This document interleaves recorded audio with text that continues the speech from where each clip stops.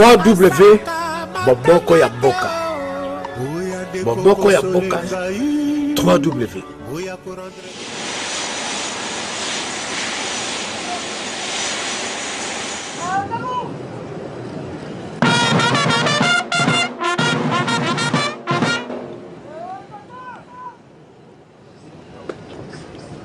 Excellence, Monsieur le Président de la République et Madame Antoinette Sassou Nguesso. Après le référendum, la ville de Pointe-Noire vous accueille avec honneur et amour. Oh, que c'est gentil, ma chérie.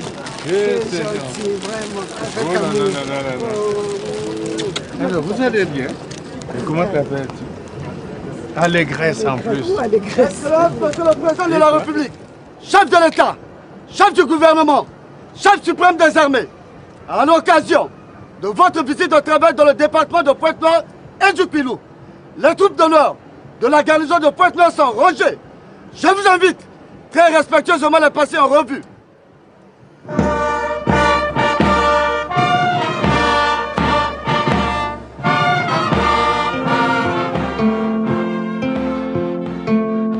C'est l'histoire d'un gamin de la brousse qui fut l'un des plus jeunes chefs d'État d'Afrique et qui en est aujourd'hui l'un des doyens incontournables.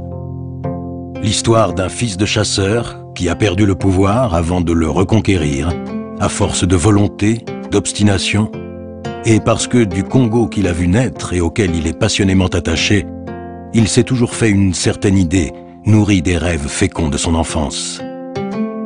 L'itinéraire de cet homme debout, pudique et secret, qui a côtoyé 5 présidents français, rencontré Mao, Castro et Ho Chi Minh, fraternisé avec Mandela et traversé bien des tempêtes, n'avait jamais été raconté par lui et avec lui.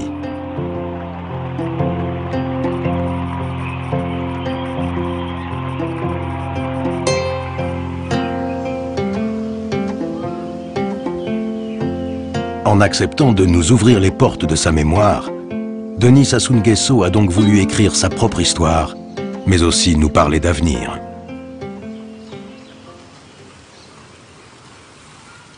On va commencer, Président, l'histoire de votre vie, cette longue saga, très longue histoire. La première question que j'ai envie de vous poser, elle est toute simple. Quel est votre premier souvenir? Le tout premier souvenir, le tout premier, c'est celui de mon initiation.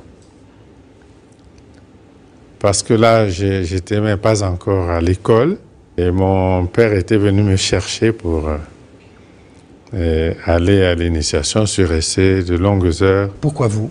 Ah, ça, je ne sais pas. Et c'est arrivé comme ça. L'explication ne m'a pas été donnée non plus. Vous n'étiez pas l'aîné de la famille? Ah non, le dernier même, de tous. Et vous avez des souvenirs de cette cérémonie? Ah oui, heureusement, mais je ne suis pas autorisé d'en parler. Ça ne se raconte pas? Ça ne se raconte pas. Mais, bien sûr, de mon initiation, heureusement, oui. C'est comme ça que l'on devient moinet?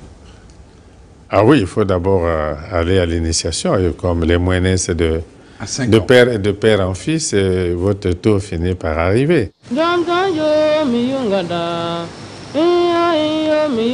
Edou, chef-lieu de canton de la Cuvette, région centrale du Congo, au cœur de ce qui est alors l'Afrique équatoriale française. C'est là que tout a commencé. Denis est le cadet de Julien Nguesso, l'une des personnalités locales de la communauté Mboshi, et d'Emilienne Mouebara, maman Emilienne, femme humble et discrète, à qui il vouera toujours une dévotion fusionnelle.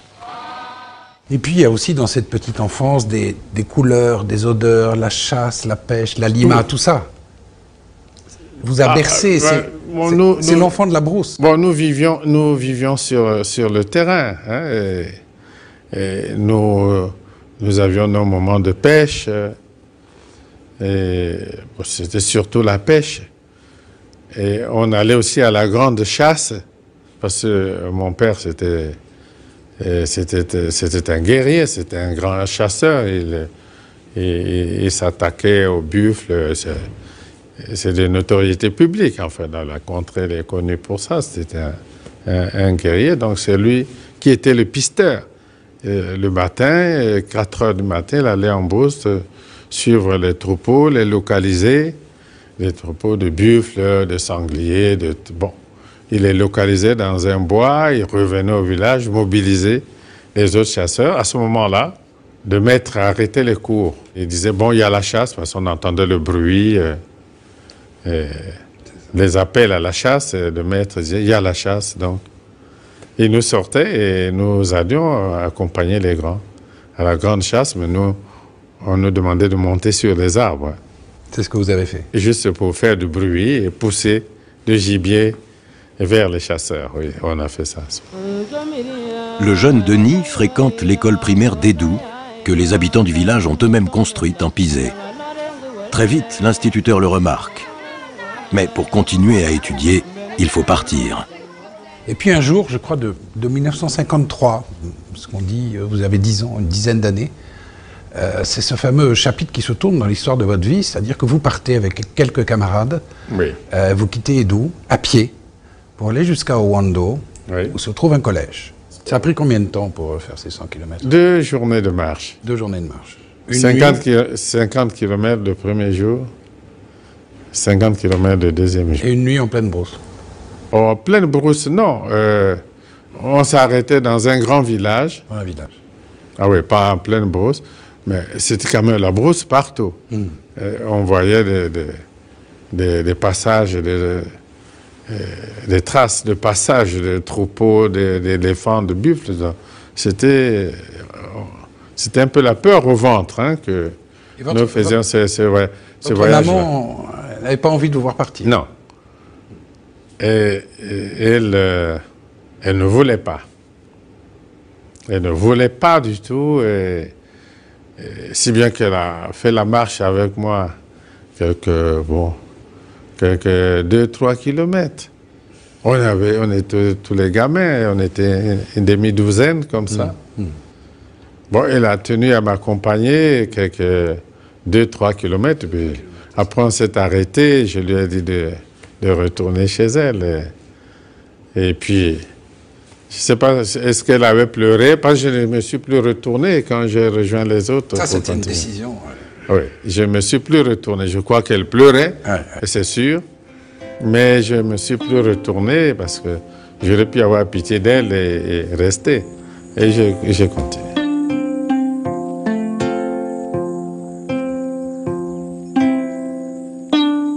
Après 2 années passées à Owando, c'est un nouveau départ, cette fois pour le collège. Le colonisateur n'a rien construit dans la partie nord du Congo. Alors, en route pour le sud. En route pour Dolisie, l'actuel Bunda, et le collège Raymond Payet. Denis est reçu au concours d'entrée en 6e. Il se fait baptiser dans l'église de la ville, où son nom, copié à l'encre de Chine, figure toujours sur les registres. C'est avec plaisir que je vous montre ces archives qui sont très très précieuses, où nous voyons le nom ici de Sassou Denis. Je sous-signé et baptisé à Dolisie, et l'on peut lire l'an 1958, le 10 du mois d'avril. Mais l'indépendance approche, et la fièvre nationaliste ne laisse pas indifférent Denis, ainsi que certains de ses camarades.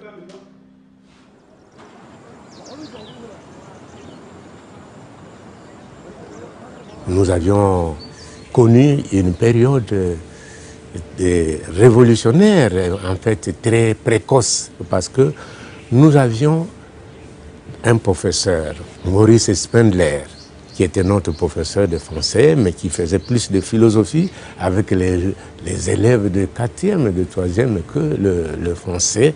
Et c'est lui qui nous a inculqué l'esprit nationaliste, en fait. Pour vous donner une idée, bon, bien que nous soyons les plus jeunes de la promotion, mais nous étions un peu comme les meneurs de la promotion. Et lui, Denis, dès le départ, il avait ces qualités de meneurs.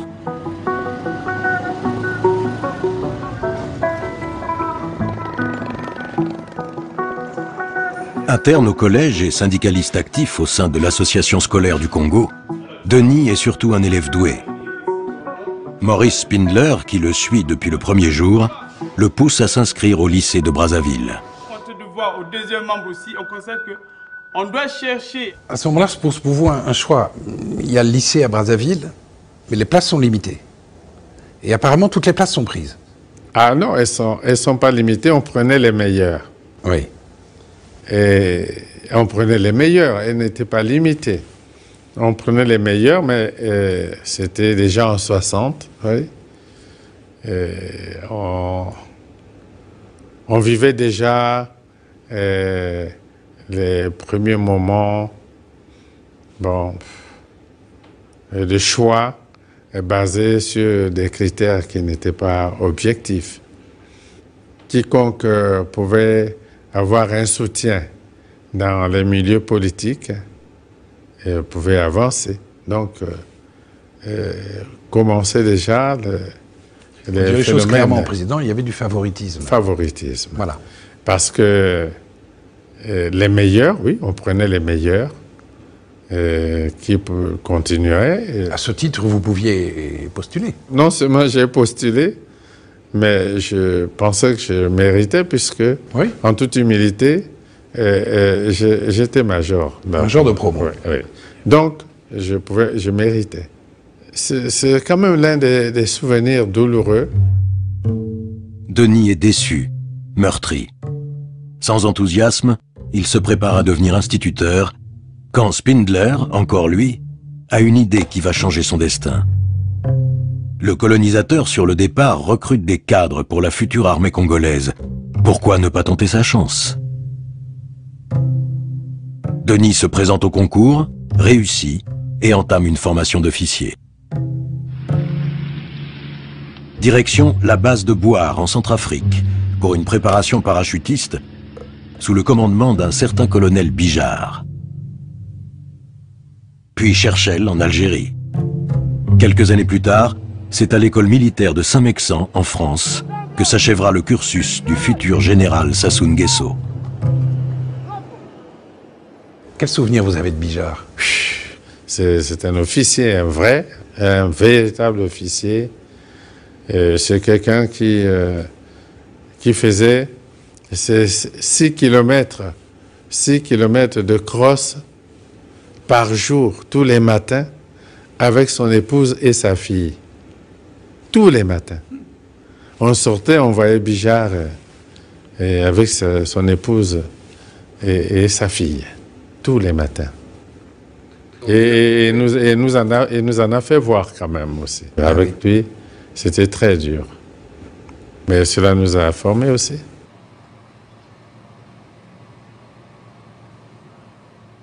Oui, vérifiez, le colonel Ibovis, il est dans le couloir là qui rentre. Hein, qui vient de me voir. Voilà. Monsieur le Président. Le cardinal est arrivé. En entre deux. Comment? 13h, c'était prévu pour 13h. Mais il est quelle heure? 12h. Mais il est arrivé à Brazzaville. Il est à Brazzaville. Il est à Brazzaville. Il est à Brazzaville. D'accord, donc c'est arrivé.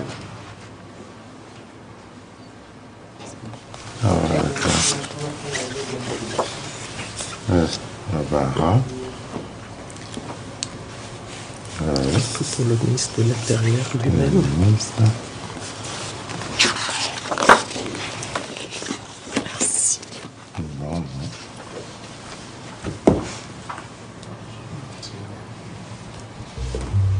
L'indépendance, quiconque la voudra, il pourra la prendre aussitôt. La métropole ne s'y opposera pas.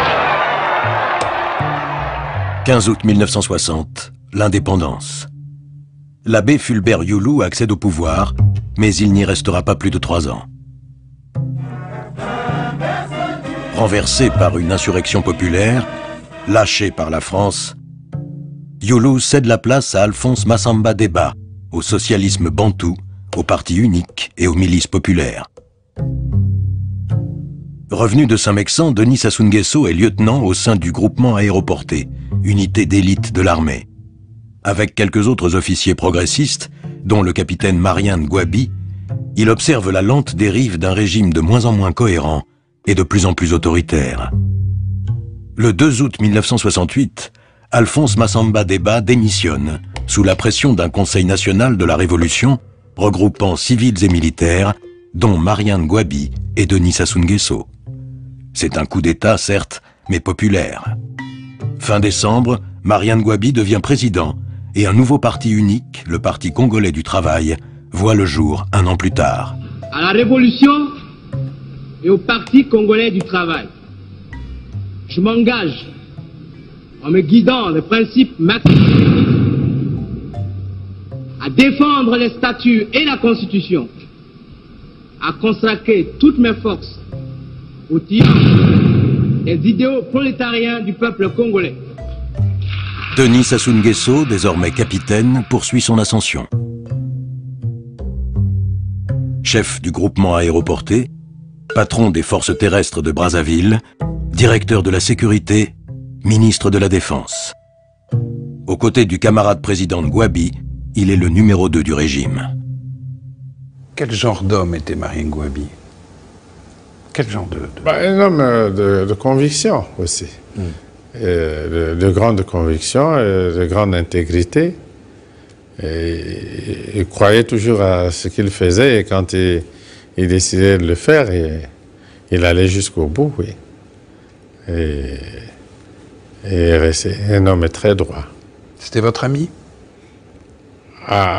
C'est mon aîné.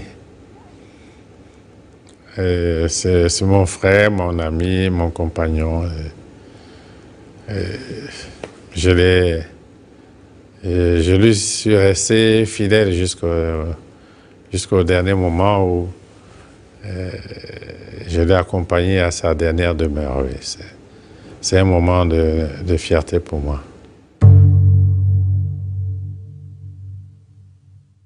18 mars 1977, la foudre tombe sur Brazzaville.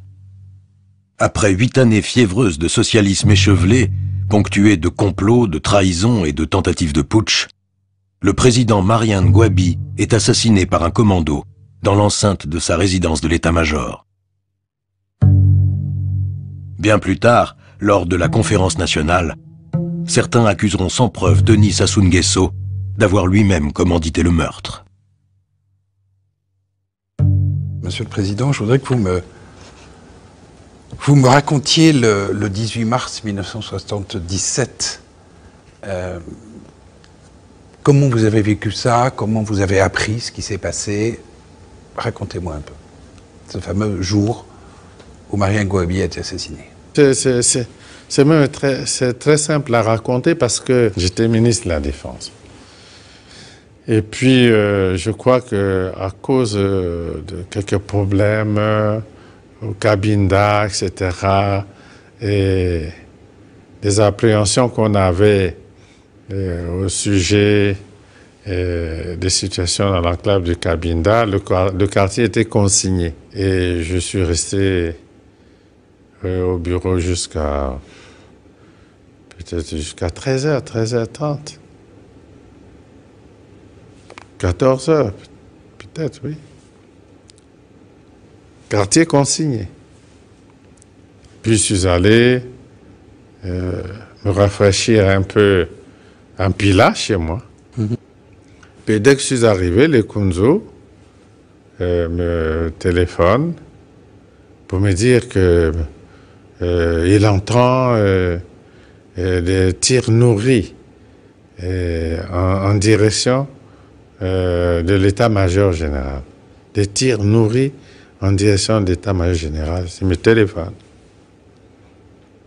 J'ai juste remis mon ceinturon. Je n'ai même pas dit au revoir à mon épouse et à mes enfants. Et je suis revenu. J'ai foncé naturellement vers mes bureaux au ministère de la Défense. Quand je suis arrivé devant la mairie, l'actuelle mairie, c'est là où on m'a dit, le président Gouabi est grièvement blessé et on l'a amené à l'hôpital militaire.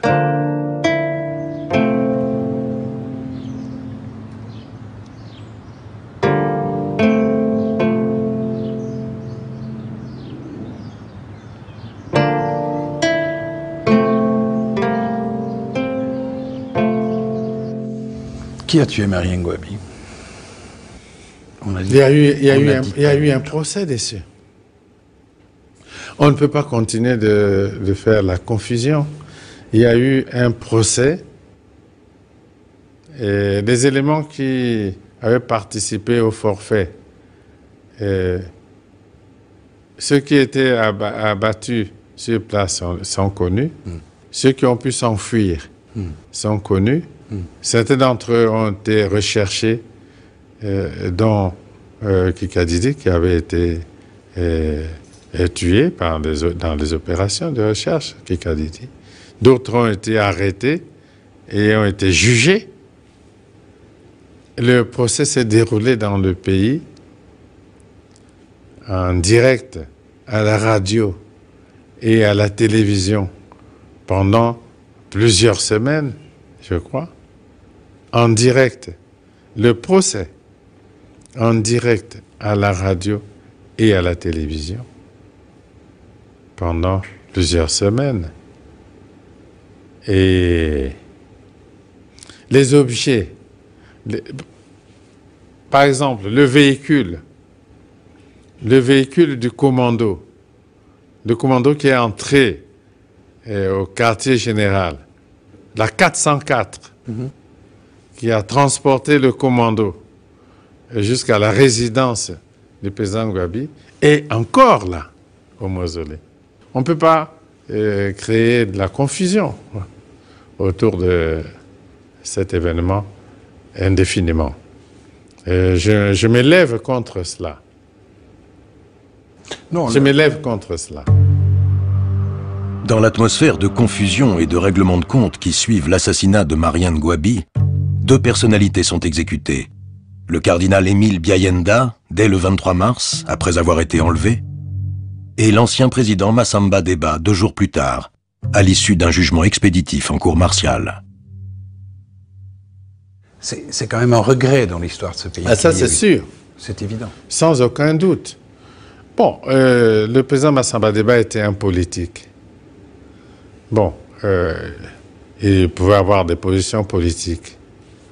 Mais le cardinal Biayenda n'était pas un politique. Il n'y avait pas de prise de position politique. Non. Et tout cela, c'est des drames de l'histoire du pays. Et je peux vous dire que c'était une période très sombre. Est-ce qu'il ne serait pas temps que l'État congolais exprime une forme de, je dirais, de repentance Cela a été fait. Si on doit le faire davantage, cela ne peut être fait, mais il n'y a pas d'autre formule que la repentance. Alors, ça va? J'ai retrouvé les vieilles photos, là. Les vieilles, regarde. Mon initiation. Ah oui, oui. Ah oui, Aïdou. Regarde Mariam Gouabi. Vieille photo. Ça, c'est visite à Cuba. Décoration par Fidel Castro pendant le banquet. Ils ont ramassé des photos, ça, avec Kadhafi. Et Bongo. Le président Bongo. Poutine, c'est encore plus récent. Avec le Chinois. Avec le Chinois. Ça, c'est à Pékin. Ça, c'est avec l'émir du Qatar. Et je vois le premier ministre d'Éthiopie, Meles. Ici, c'est la prestation de serment. Je prête serment là. On doit pouvoir le compléter aussi. Ah, maintenant, parce que c'est un peu des photos de tous les moments là. On va le compléter. Ici, c'est Ali et les enfants. Je ne sais pas à quelle occasion. Je vois... Antoinette Sassou Nguesso, née Chibota, première dame du Congo, partage la vie de son mari depuis près de 50 ans. Jeune institutrice, séduite par le bel officier, elle est sans nul doute celle qui le connaît le mieux.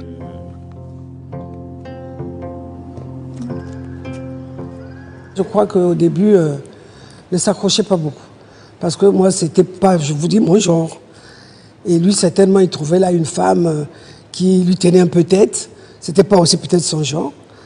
Mais bon, les choses ont fait que ça a continué, on s'est vu un peu plus souvent.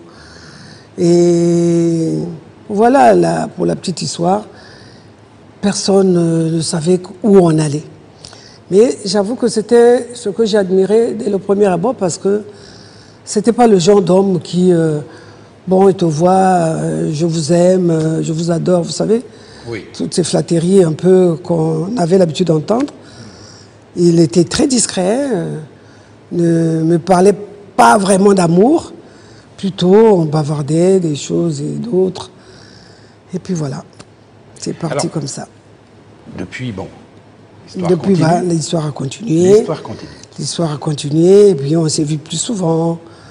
Et puis bon, j'ai admiré ce caractère, j'avoue, d'homme qui ne mentait pas, qui n'était pas là pour flatter une femme, qui disait vraiment la vérité.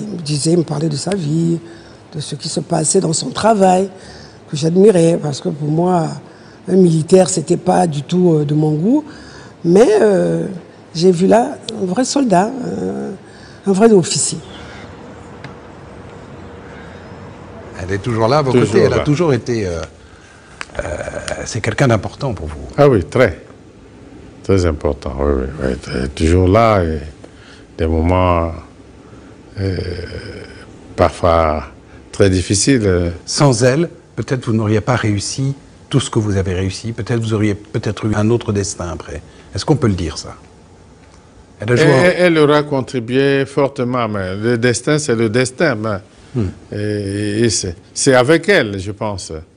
Le destin, c'est aussi le fait de l'avoir rencontrée.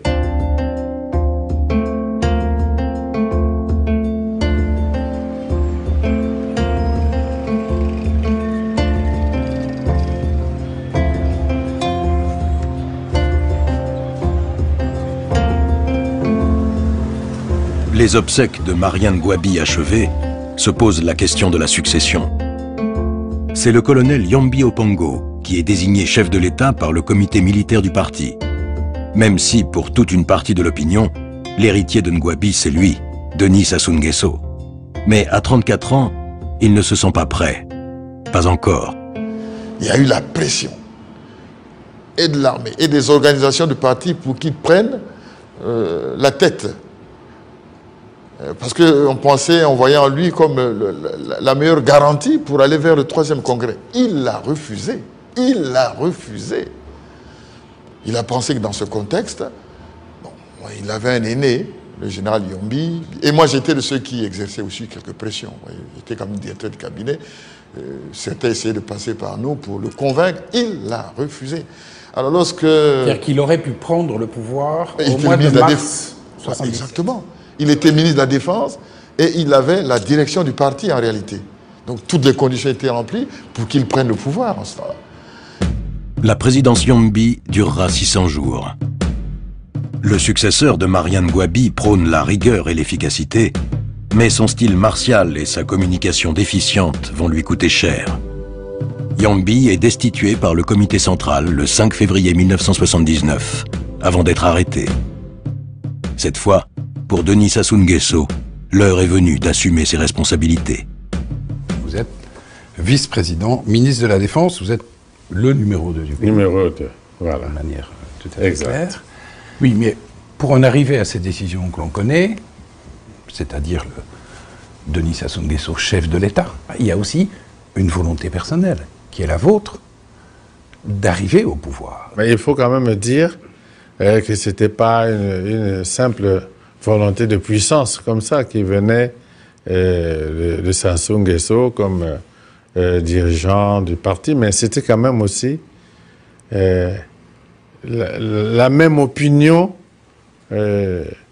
du 18 mars, hein, qui est comme revenu dans les milieux du parti et dans les milieux de la jeunesse et dans les milieux des syndicats, même des organisations de femmes, qui estimaient que, bon, pour remettre le parti dans son fonctionnement normal, il fallait certainement mettre un cadre. Et puis, Moi-même aussi, oui. Et à ce moment-là, je me sentais prêt à prendre cette situation en main qui était quand même une situation très difficile au plan politique, au plan économique et social. C'était une situation, le pays était quand même dans une dérive sérieuse, oui. Je me sentais la volonté de le faire. Oui. Vous vous souvenez de ce jour de février où vous êtes président de la République?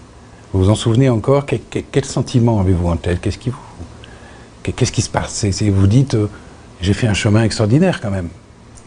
Depuis Édou jusque-là. Jamais j'aurais pensé que...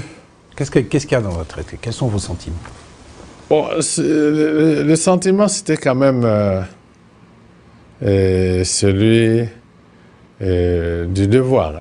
Je sentais quand même à ce moment-là le poids de la responsabilité. Bon, le parcours, oui, j'étais arrivé là, mais c'est le moment où je me sentais le plus prêt à assumer une telle responsabilité pour des raisons sérieuses. En 2 décennies à peine, le Congo a connu 4 présidents, dont aucun n'a quitté le pouvoir dans des circonstances normales. Aux Congolais, Denis Sassou Nguesso va apporter ce qu'ils attendent le plus, la stabilité, condition du développement. Si le régime Sassou I reste socialiste en apparence, le mot d'ordre est celui du réalisme. Réalisme politique tout d'abord, avec la libération des prisonniers d'opinion et l'adoption d'une nouvelle constitution.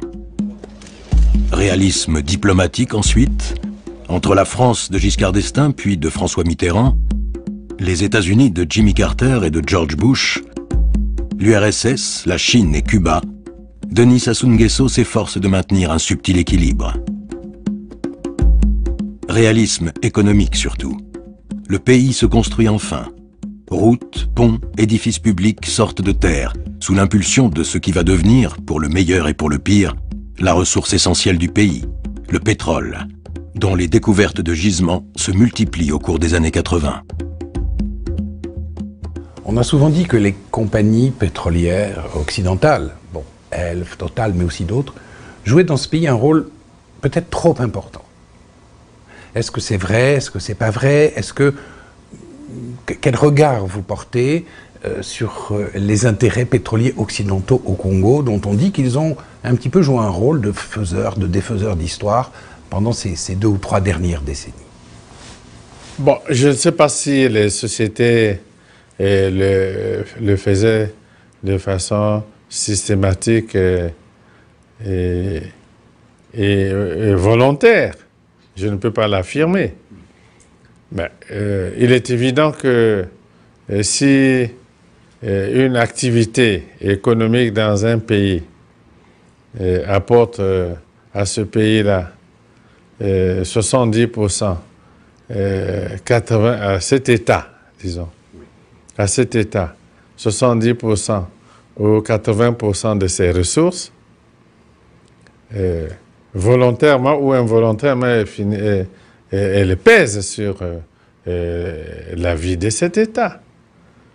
Et voilà pourquoi à chaque moment, les chocs pétroliers, dans un sens ou dans un autre, ont toujours eu leurs conséquences sur la marche de l'État en bien ou en mal. Messieurs les directeurs généraux des sociétés pétrolières, distingués invités, mesdames, messieurs, la ville de Pointe-Noire, capitale économique de la République du Congo, s'honore d'accueillir ce 11 décembre 2015 son Excellence, Monsieur le Président de la République et Madame, à l'occasion de la cérémonie de mise en production du projet MOO. Monsieur le Président de la République, Madame la Première Dame, Mesdames et Messieurs les ministres, rappelons quelques chiffres.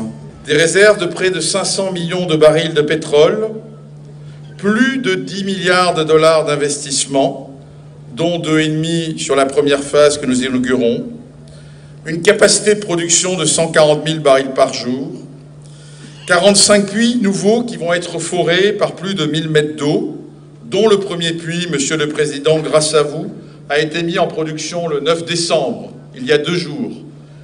Je tiens à saluer la prouesse, non seulement du Président de la République et du PDG de Total, qui ont décidé de donner ce challenge à nos équipes, mais au fait qu'elles l'ont relevé, les équipes de Total et de tous les partenaires présents aujourd'hui ici à Pointe-Noire. Bravo et merci à vous.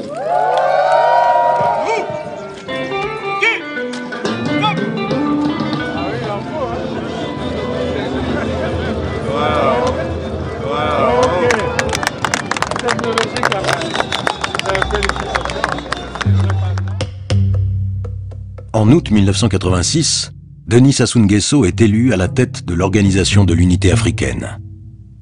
Son rôle dans la résolution des conflits en Afrique australe et la fin de l'apartheid en Afrique du Sud va être déterminant. Commence en effet un jeu de poker planétaire entre Américains, Soviétiques, Cubains, Sud-Africains et Européens, dont l'enjeu est le retrait du contingent castriste d'Angola en échange de l'indépendance de la Namibie. Après 2 années de négociations secrètes, un accord est enfin trouvé entre toutes les parties à Brazzaville le 13 décembre 1988. Après la signature, après la longue période de négociations quadripartites à Brazzaville, qui ont amené l'indépendance de la Namibie, le retrait des troupes sud-africaines d'Angola, de Namibie, et puis progressivement jusqu'à la libération de Mandela. Et ce qui se passe en Afrique du Sud. Ça s'est passé ici à Brazzaville.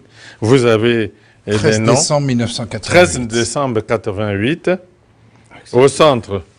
Alors on va commencer. Général Malan et Botha. Chester Croker.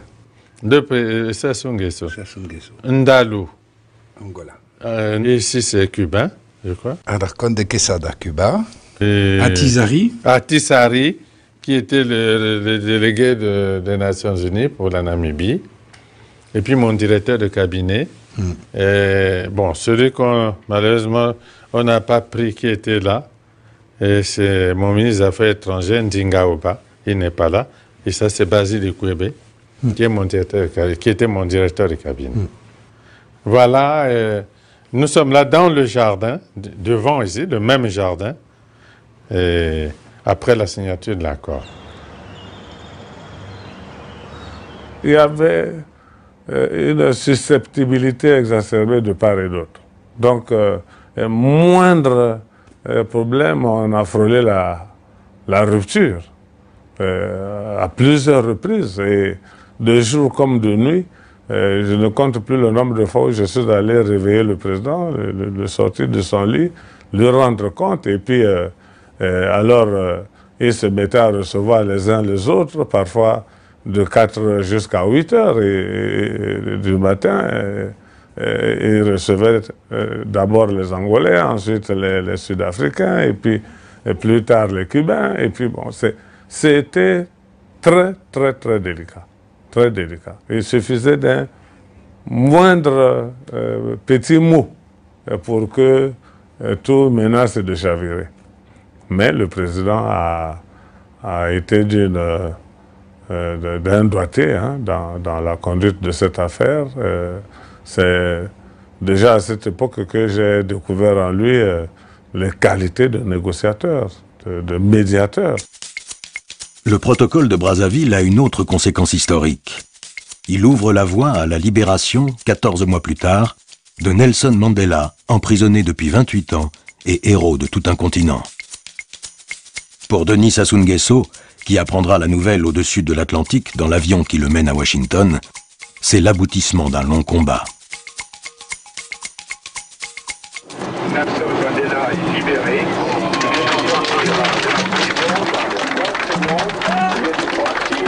Donc, il est actuellement avec sa femme, il a dans le main, et il traverse la frontière de l'Afrique.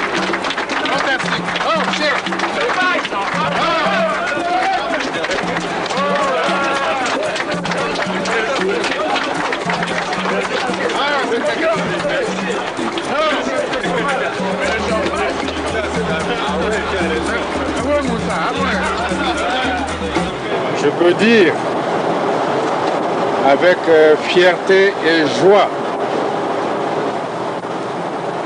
que c'est un grand jour pour l'Afrique, grande victoire pour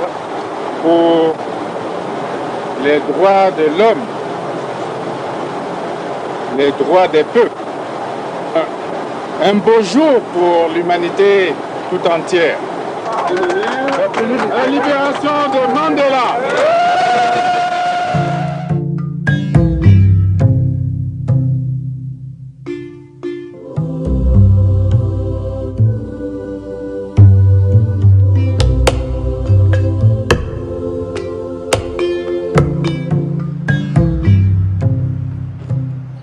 Ce qui finalement a un peu fragilisé votre position dans la deuxième moitié des années 80, c'est l'économie.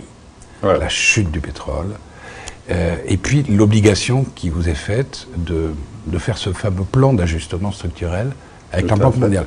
Et là, c'est dur. La médication, la potion du médecin Banque mondiale est très dure. Fonds monétaire aussi. FMI, très dur. Au début des années 80, nous avions lancé un plan ambitieux, le plan quinquennal, 82-86. On l'avait commencé par les infrastructures de base, comme maintenant d'ailleurs. Cela n'a pas fondamentalement changé.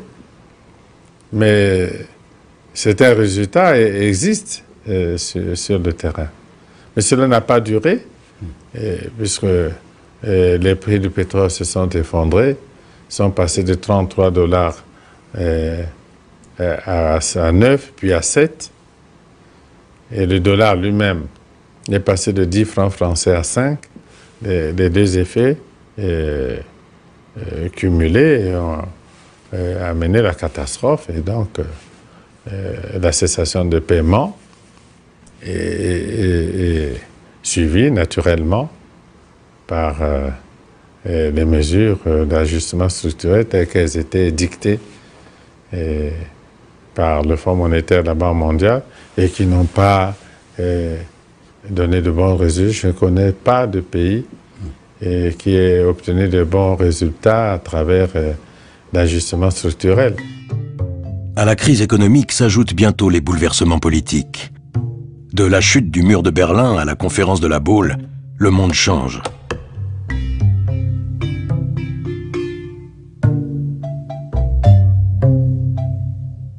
Denis Sassou Nguesso, qui aurait souhaité une mise en place progressive du multipartisme, doit céder face à l'agitation sociale et aux pressions extérieures. Entre septembre et décembre 1990, le parti unique et l'idéologie marxiste passent à la trappe. Les vannes s'ouvrent brusquement et la contestation s'y engouffre. De février à juin 1991, se tient à Brazzaville une conférence nationale souveraine.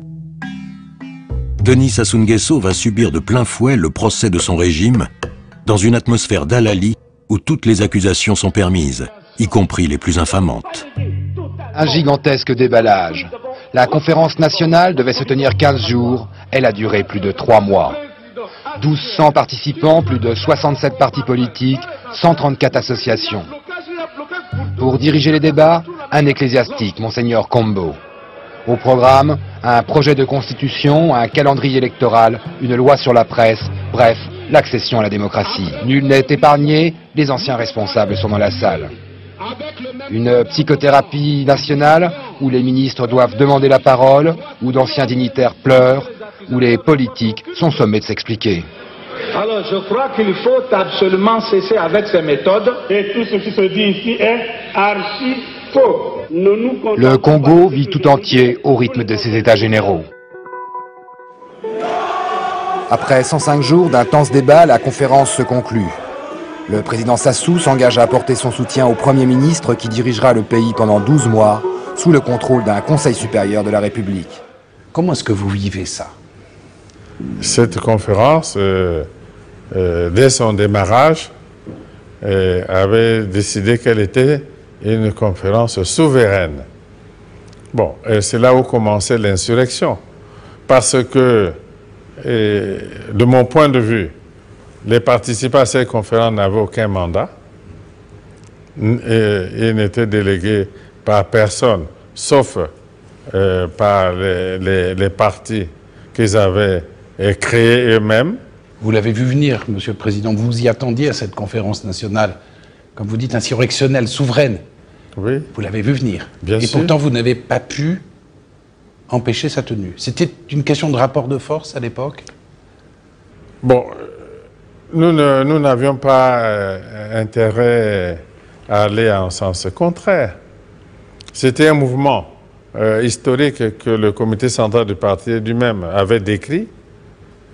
Et nous savions que ce mouvement était irréversible. Nous ne pensions pas qu'il devait nécessairement prendre un caractère insurrectionnel. Mais le côté désagréable, ça vous atteignait? Comment? Le côté violence qu'on a dit sur vous. Il y avait une atmosphère de lynchage. Oui, mais cela ne m'atteignait pas beaucoup parce que comme je savais que c'était des mensonges. Vous voyez bien, les faits ont prouvé que nous sommes encore vivants ici, et sans que les auteurs de ces mensonges aient réussi de prouver la véracité de leurs déclarations. Ce qui était certain, c'est que si j'étais allé à la conférence, si j'étais présent dans la salle, ils n'auraient pas parlé comme ça. Et comme c'était insurrectionnel, et cette conférence un peu teintée d'intolérance, je voyais à la télévision, lorsque quelqu'un se levait pour apporter une opinion différente, la salle se levait et huait, et la personne s'asseyait. Pour moi, je pense que cette intolérance-là n'augurait pas d'un bon démarrage de la démocratie dans le pays. Alors, est-ce qu'il n'y a pas eu à un moment, de la part de vos proches, de votre entourage, une tentation de vous dire, bon, arrêtons tout ça? À plusieurs reprises, oui, cela m'a été demandé, et par les éléments, on ne peut pas se le cacher, par les éléments de l'armée, par certains éléments de ma propre garde, qui estimaient qu'il y avait des dérives et qu'il fallait arrêter. Mais je ne l'ai pas accepté. Pourquoi? Ben, parce que je pensais d'abord qu'il fallait laisser ce processus aller à son terme, puisque le multipartisme en réalité était irréversible dans le monde, en Afrique et ailleurs. Il fallait laisser les gens s'exprimer et lancer ce mouvement. Et puis je pensais aussi que les gens étaient suffisamment surexcités et pouvaient perdre la raison et amener le pays dans de violences inutiles. Et je pensais que ça n'était pas nécessaire.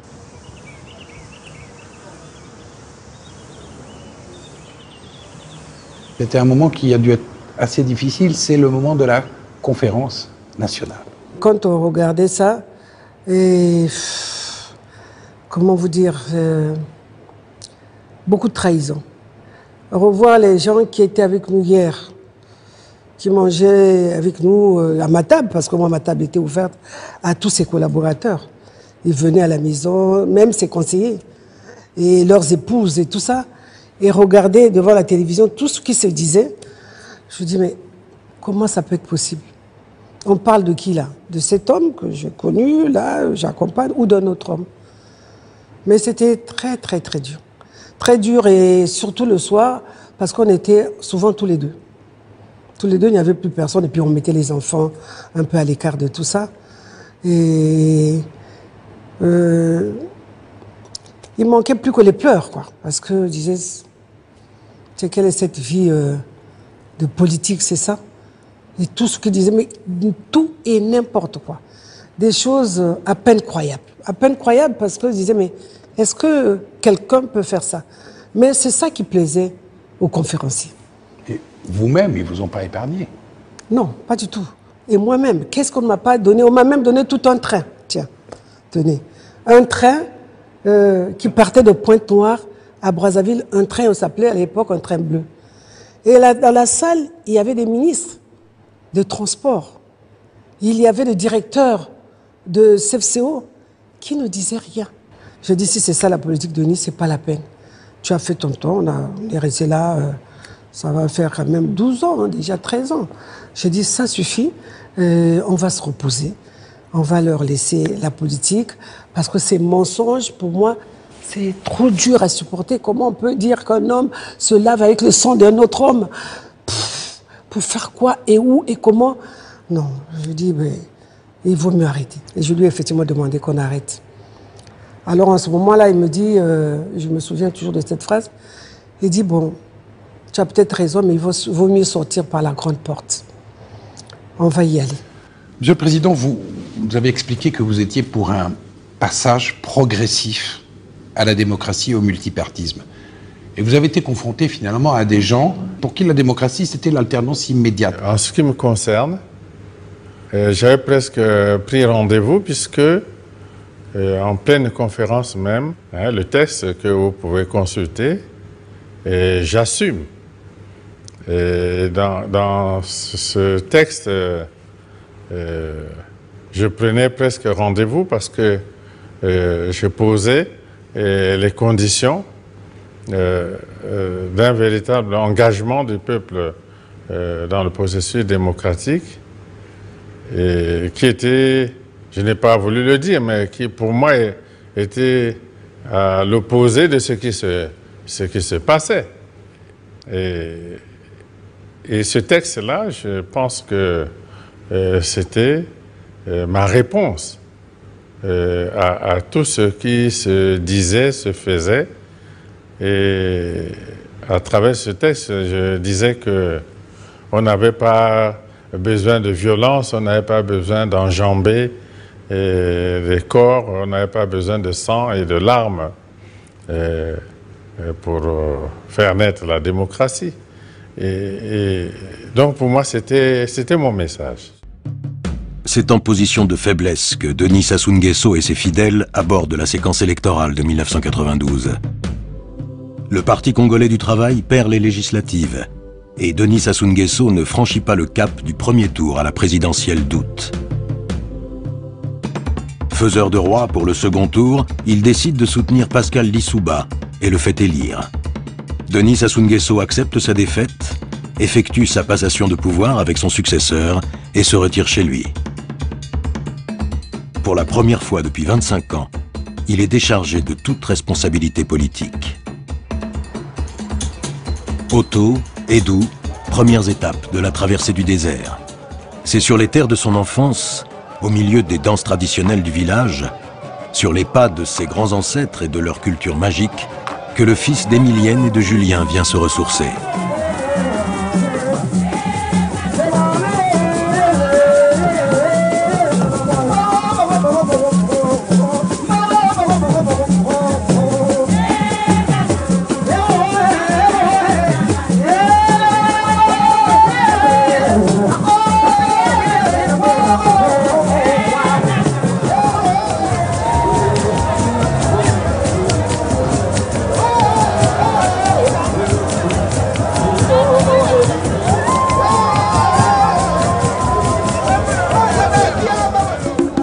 Mais pour le président Lissouba, la pression qu'exerce par sa seule présence sur le territoire national cet homme à qui il prête des intentions inavouées est trop forte.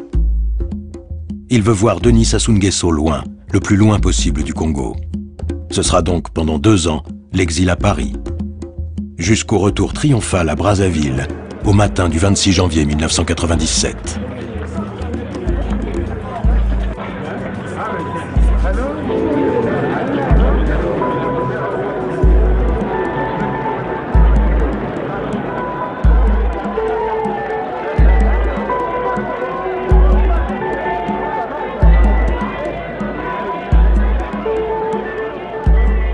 Sans attendre, Denis Sassou Nguesso entre en campagne pour la présidentielle d'août à laquelle il se porte candidat.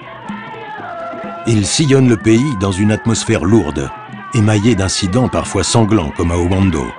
Les sondages lui sont favorables, il est confiant. Mais le 4 juin, la situation se tend brusquement. Un conseil des ministres extraordinaire, qui se tient toute la journée sous la présidence de Pascal Lissouba, exige l'arrestation immédiate de 2 officiers partisans de Denis Sassou Nguesso, dont on pense à tort qu'ils se cachent chez lui, dans sa résidence de Mpila. Un assaut se prépare dans la nuit. Nul ne sait encore que ce sera le premier acte d'une guerre civile.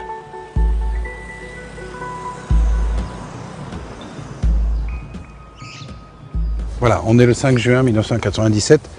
Il y avait 5h, 4h30, 5h du matin, et c'était le branle-bas de combat.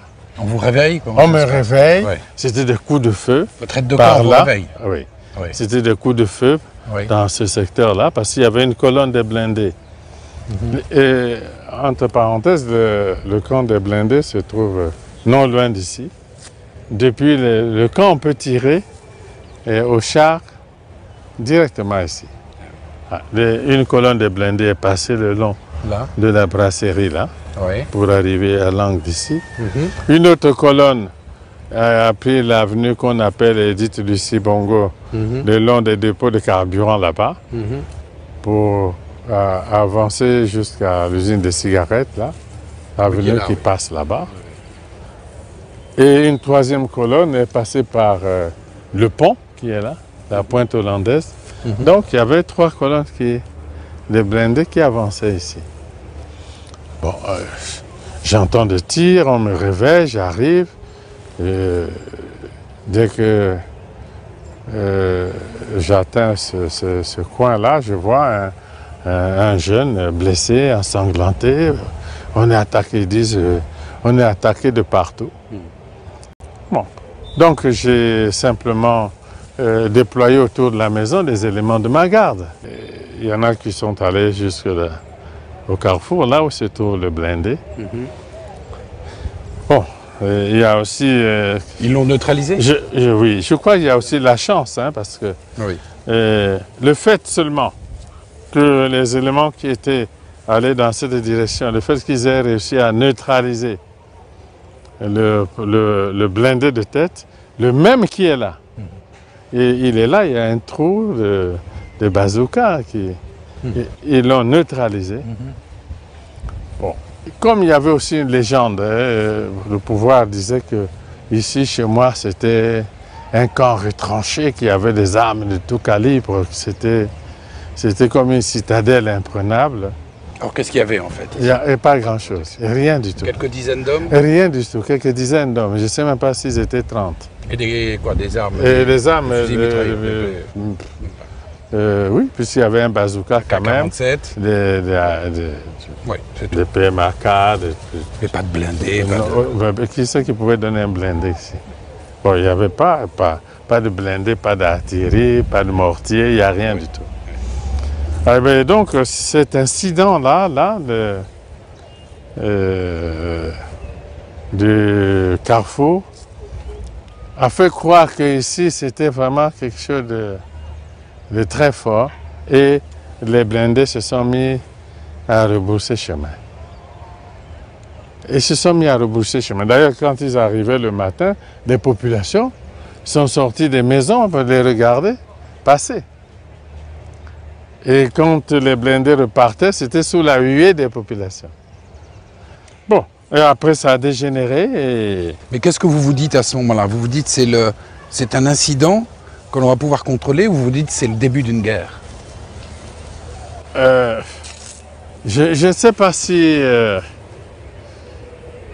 Est-ce que quelqu'un pensait à la guerre? Je ne crois pas, parce que même ceux qui avaient lancé l'opération croyaient que très rapidement ils allaient me neutraliser ici. Cette opération, selon vous, c'était quoi? Quel était l'objectif? Bon, à mon avis, après analyse, je pense que le président Lissouba n'était pas prêt à organiser une élection présidentielle. Je crois qu'il cherchait l'application d'un article de la Constitution qui disait que si pendant la campagne électorale l'un des candidats venait à mourir, le président de la République était autorisé à proroger son mandat et à renvoyer l'élection à plus tard. Je crois qu'il cherchait, à mon avis, cet incident-là pour que l'élection n'ait pas lieu. Parce que moi, je pense qu'il n'était pas sûr de la gagner. L'objectif, c'était Denis Sassou Nguesso. Neutraliser Denis Sassou Nguesso. Oui, neutraliser Denis Sassou Nguesso pour que l'élection n'ait pas lieu. Ça, c'est ma lecture. La guerre civile, la pire des guerres. Elle durera 20 semaines interminables, fera 5 à 10 000 victimes civiles et militaires, des dizaines de milliers de réfugiés, et changera à jamais le visage du Congo. Elle oppose Pascal Lissouba et son premier ministre Bernard Kolela à Denis Sassou Nguesso.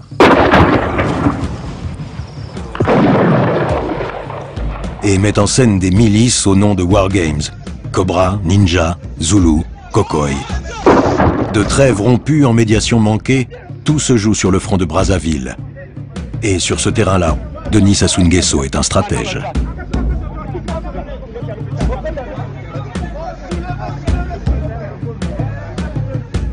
Le 14 octobre 1997, il entre en vainqueur dans la capitale, alors que ses adversaires sont contraints de fuir à l'étranger. 10 jours plus tard, le voici à nouveau chef d'État. Et comme on ne reconstruit rien sur les ruines de la division, l'un de ses premiers discours est un appel vibrant à la réconciliation nationale.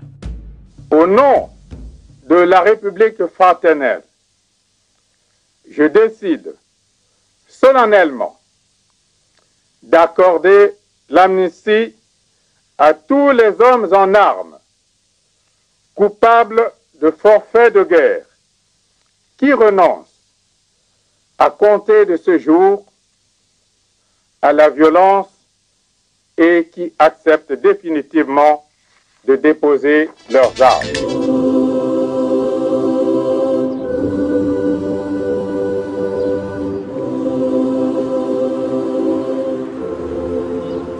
Ekolo na biso tobongisa yango tolingana toyokana tosalisana malamu bongo Peu à peu, les milliers de civils et de miliciens qui avaient trouvé refuge à Kinshasa retraversent le fleuve et accostent au beach de Brazzaville. Plusieurs dizaines d'entre eux vont disparaître à jamais en ce mois de mai 1999. Un drame qui donnera lieu 6 ans plus tard à un procès public, à des condamnations d'officiers supérieurs et au versement d'indemnités aux familles des victimes. Mais aussi à des accusations qui visent directement Denis Sassou Nguesso. Un dossier assez douloureux, ça remonte au mois de mai 1999 et ça revient tout le temps chez les ONG, c'est l'affaire dite des disparus du beach. Quelle est votre vérité, Monsieur le Président, Denis Sassou Nguesso, sur cette affaire? Bon, il faut d'abord dire que il y a eu la guerre civile. Nous en avons parlé, en 1997. La guerre civile qui a eu ses drames, hein. Comme toutes les guerres, et on peut regretter tout cela, et même récemment encore, des événements comme ceux du 4 mars avec l'explosion de munitions à Brazzaville. C'est des vies humaines. Hein. Quand il y a eu guerre civile ici à Brazzaville et dans le pays, à l'intérieur du pays, c'est quand même centaines, je crois que 200 000 personnes qui sont parties de Brazzaville pour la RDC et sont allés dans d'autres pays voisins et même plus loin. C'est quand même un désastre et que l'on doit regretter, les dirigeants politiques, nous qui avons dans nos batailles pour le pouvoir créer cette situation, je pense que nous devrions ensemble le regretter. Mais ce qui est vrai aussi, c'est que lorsque la guerre a pris fin, momentanément d'ailleurs, en octobre 1997, notre premier réflexe, c'était faire que tous les Congolais qui étaient partis du pays, qu'ils reviennent. Et c'était un travail important qui a été fait en 98, 99 jusqu'à 2000. On a fait revenir dans le pays des dizaines de milliers de compatriotes et même les déplacés intérieurs. On avait créé les conditions pour que chacun retrouve sa maison. Ça, c'est le mouvement général. Alors, on a vu ce montage dit des disparus du beach. Bon, ceux qui devaient revenir par le beach, ils n'avaient pas un autre chemin que celui-là. Et c'était malgré tout une opération montée officiellement, c'est-à-dire les deux gouvernements, celui de Brazzaville, celui de Kinshasa, le HCR, des réunions organisées officiellement avec les mouvements aussi organisés avec la participation de toutes ces institutions-là. Donc on ne peut pas dire que quelqu'un avait un projet de tuerie des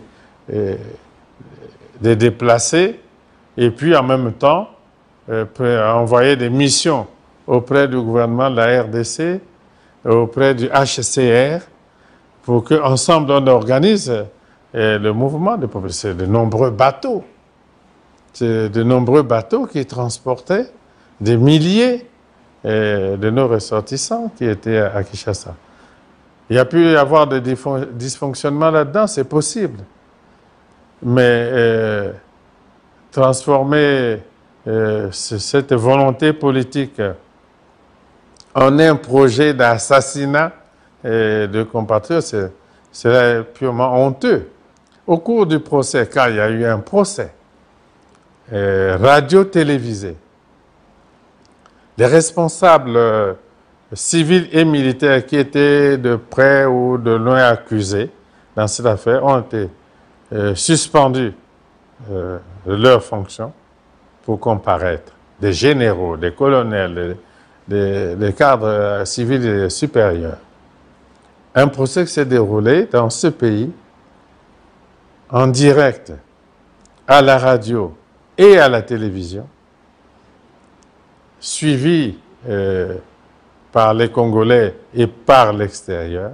Au cours de ce procès, d'ailleurs, on a tenté de montrer comment il y avait des témoignages, hein, et comment certains de ces éléments, dont les noms figurent sur les listes des disparus,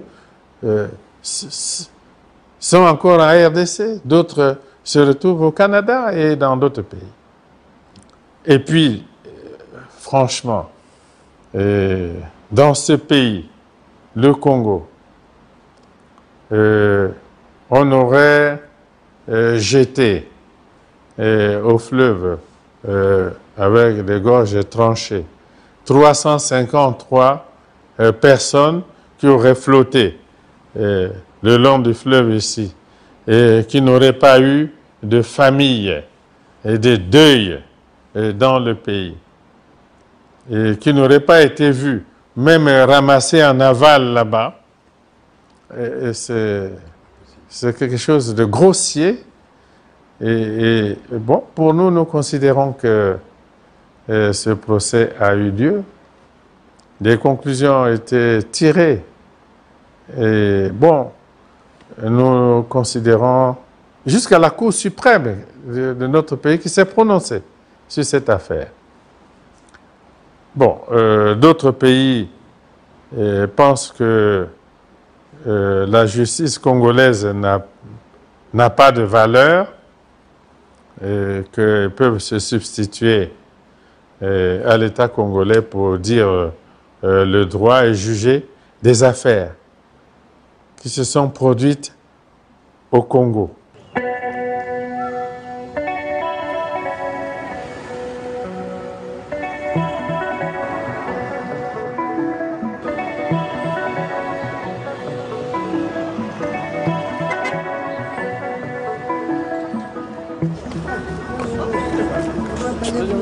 Ça va? Ça va très bien. Ça se passe bien. Très bien. Finalement, vous avez fini quand même, terminé. Oui, oui. Voilà. Quelque chose seulement. Ah ben c'est bien fait, ils ont presque terminé. Par contre, ça, on tire par ici, donc il y a la douche. Oui, ouh là là, c'est pas très commode là. Moi je pense qu'une porte coulissante serait mieux.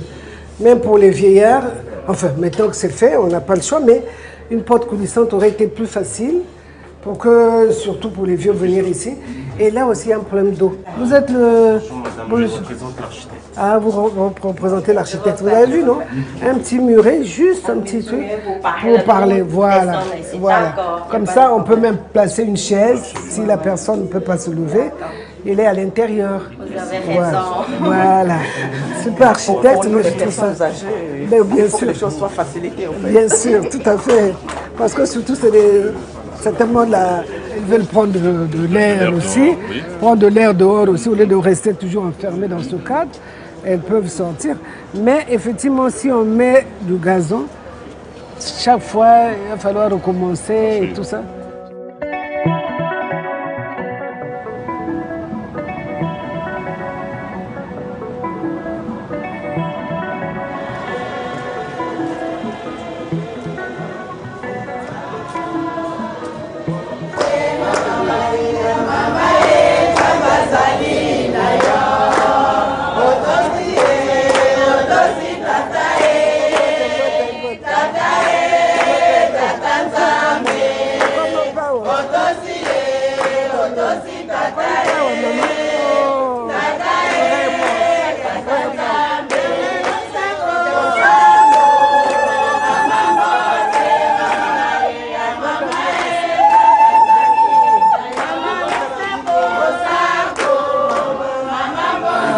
Avec sa famille, nous l'avons recueillie ici. Donc ses enfants l'ont rejeté. Oh là là, mais parce qu'elle est solide. Elle n'a pas eu d'enfants, ses propres enfants. Ses propres enfants. Oh. Mais c'est normal. Merci papa, merci. Ah, Boli Misanga, nalingaki lisusu na kopesa bino mbote. Poto umeli, mama yaka te kotala mibange na ye awa.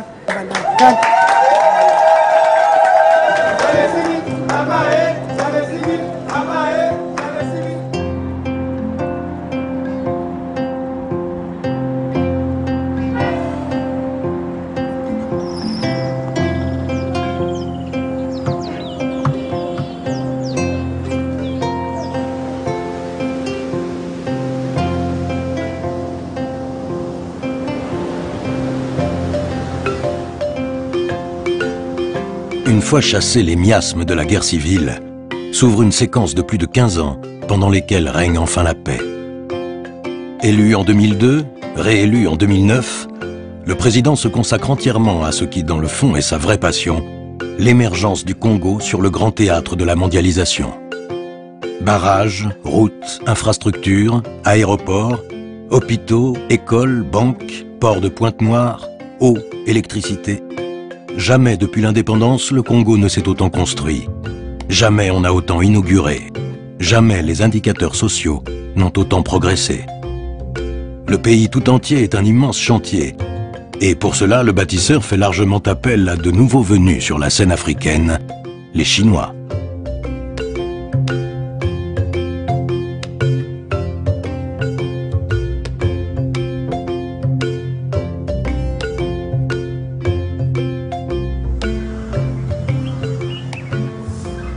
Vous connaissez bien la Chine, qu'est-ce que vous répondez à ceux qui disent que les Chinois sont trop présents en Afrique? Bon, ils sont présents en Afrique, mais nous ne connaissons pas de pays aujourd'hui qui ne coopèrent pas avec la Chine. au monde. Tous les pays du monde coopèrent avec la Chine. Ils ne sont pas plus présents en Afrique qu'en Europe ou qu'en Amérique ou en Asie même.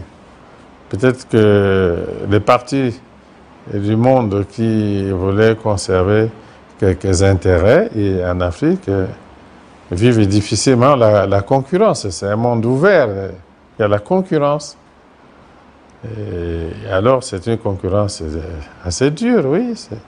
Ça peut être mal vécu, mais en Afrique, il y a du travail pour tout le monde. Monsieur le Président de la République.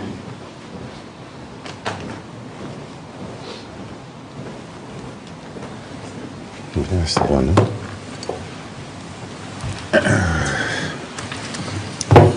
Bon, mais nous allons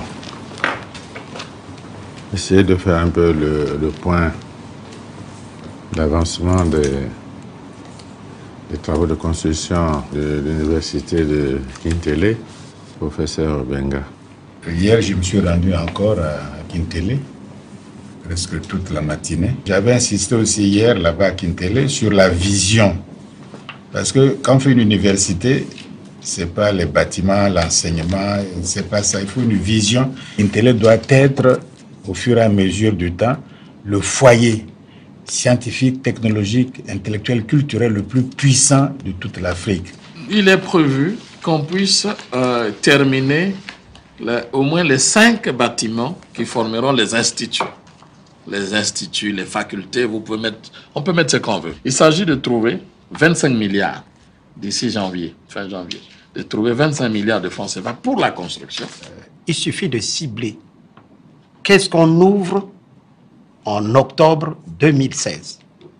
Et on met l'accent sur cet institut qui va être ouvert en octobre 2016 et on essaie de mettre des moyens uniquement pour cet institut et rendre immédiatement visible l'université de Sassou Nguesso. Nous allons travailler une façon de fixer des objectifs à tous les niveaux, y compris chez les financiers. Travailler sur 5 établissements probables, etc. Vous connaissez vers la fin, 2016 vers la fin, et une idée complète du projet, on évaluera si on a réussi ou si on n'a pas réussi, parce qu'il y a des aléas, mais au moins on a un projet complet. S'il n'y a pas de suivi, il n'y aura pas de résultat.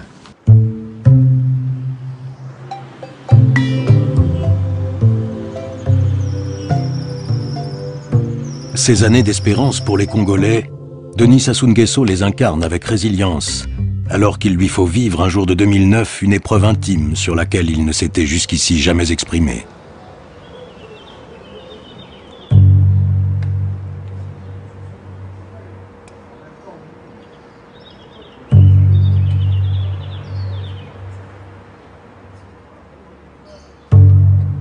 Le 14 mars de cette année-là, sa fille aînée, Edith Lucie, brillant médecin de 45 ans et première dame du Gabon, décède à Rabat, au Maroc.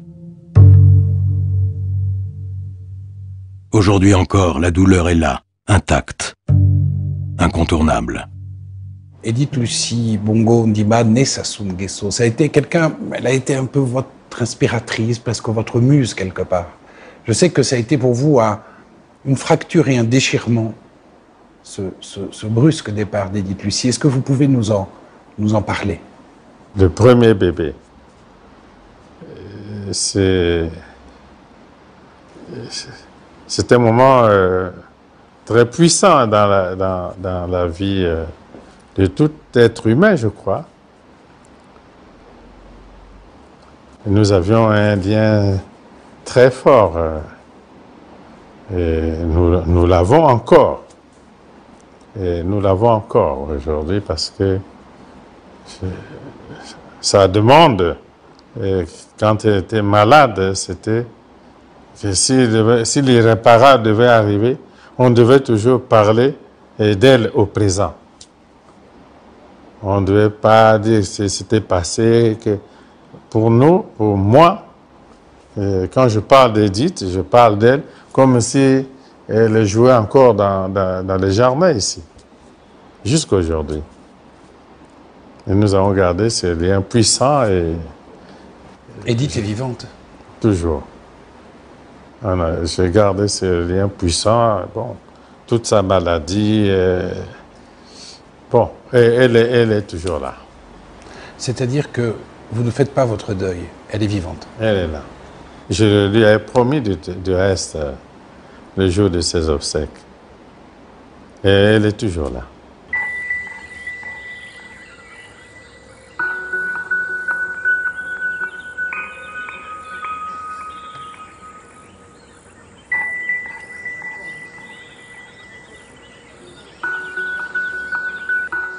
Le Congo vient de connaître un référendum constitutionnel, on a donc une nouvelle constitution.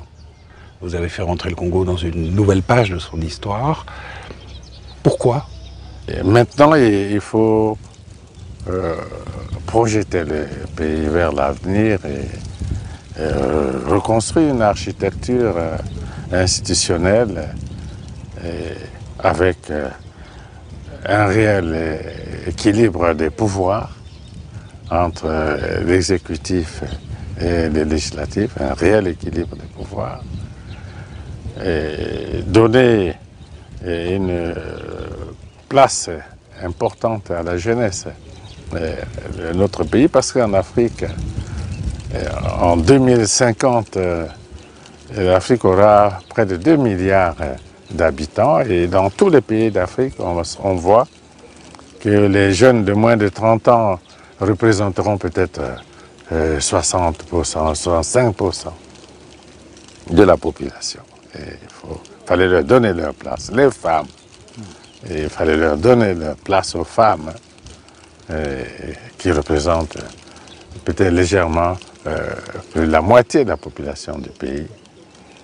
Et il fallait aussi reconstruire la gestion du pays autrement, en donnant de l'importance à la décentralisation administrative et ramener l'administration au plus près des populations, mais cette fois avec des moyens importants et des pouvoirs importants qui pourraient donner aux autorités locales la possibilité d'exécuter des réels programmes de proximité. Alors nous sommes ici, Monsieur le Président, au bord de la Lima. C'est un fleuve nourricier pour vous, c'est un fleuve, c'est là que tout a commencé. Effectivement, voilà. Tout a commencé, et on pourrait dire, ici au bord de la Lima, il y a cette tentation de la Lima, de vivre ici, où il y a mes racines, et de bien vivre. Et puis il y a cette tentation de devoir. Je pense que quand il y a le choix à faire, c'est cette tentation de devoir qui m'appelle et qui fait qu'au moment où nous lançons une nouvelle constitution comme un bateau qu'on met à l'eau, ce n'est pas le moment de le laisser sans l'avoir testé, sans avoir corrigé quelques faiblesses. Et oui, c'est la tentation du devoir.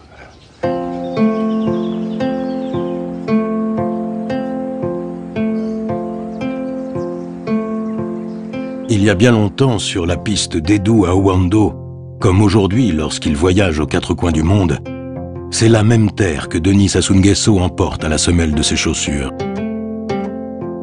La terre du Congo, si riche, si féconde, si pétrie de sortilèges, de tendresse et de fulgurance.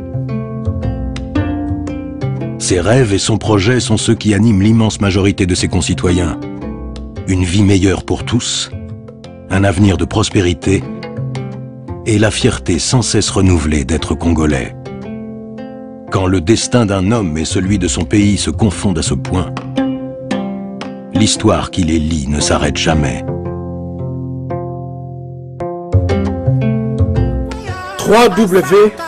Boboko ya Boka. Boboko ya Boka. 3W.